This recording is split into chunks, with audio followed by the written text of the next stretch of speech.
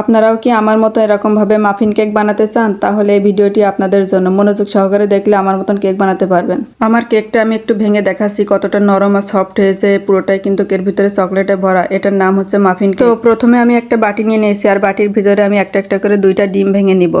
আর এই ডিমের ভিতরে আমি হাফ কাপের থেকে একটু বেশি চিনি দিই। আর চিনি দেওয়া হয়ে গেলে এটাকে একটু ভালো করে মিশিয়ে নিতে হবে, যাতে চিনির দানা দানা যেন না থাকে। এটা যখন ভালোভাবে মিশিয়ে নেওয়া হয়ে যাবে, তখন এটার ভিতরে আমি হাফ কাপ পরিমাণ লিকুইড জ্বালানো গরুর দুধ দিয়ে দিই। আর দুধটা দেওয়া হয়ে গেলে এখানে আমি 1 চামচের মতো ভ্যানিলা এসেন্স দিয়ে দেবো। এই পর্যায়ে এখন আমি এখানে এক এক করে 4 টেবিল চামচ পরিমাণ সয়াবিন তেল দিয়ে দিব। যখন তেলটা দেওয়া হয়ে যাবে, তখন আমি হ্যান্ড বিটার দিয়ে ভালোভাবে এটাকে মিশিয়ে নিব। এটা যখন ভালোভাবে মিশানো হয়ে যাবে, তখন এখানে 1 কাপ পরিমাণ ময়দা দিয়ে দিব, 1/4 কাপ পরিমাণ কোকো পাউডার, 1 চিমটি পরিমাণের লবণ, 1 চা চামচ পরিমাণ বেকিং পাউডার এবং হাফ চা চামচ পরিমাণ খাবার সোডা। এটা দিয়ে ভালোভাবে এটাকে চেলে নিয়ে মিশিয়ে নিতে হবে। এটা যখন চেলে নেওয়া হয়ে যাবে, তখন আমি হ্যান্ড বিটার দিয়ে ভালোভাবে এটাকে মিশিয়ে নিব, যেন কোনো দানা দানা না থাকে। এই পর্যায়ে এখন আমি এখানে চকলেট দিয়ে দিব। চকলেটটা দেওয়া হয়ে গেলে এখানে আমাদেরকে ভালোভাবে এটাকে মিশিয়ে নিতে হবে। এই মাফিন কেকটা এতটাই খেতে মজা, আপনাদের বাচ্চাদেরকে কিংবা আপনারা যখন বাসায় বানাই খাবেন তখন অনেক মজা লাগবে। এখন আমি এটাকে ভালোভাবে সমস্ত কাপে ঢেলে নিব,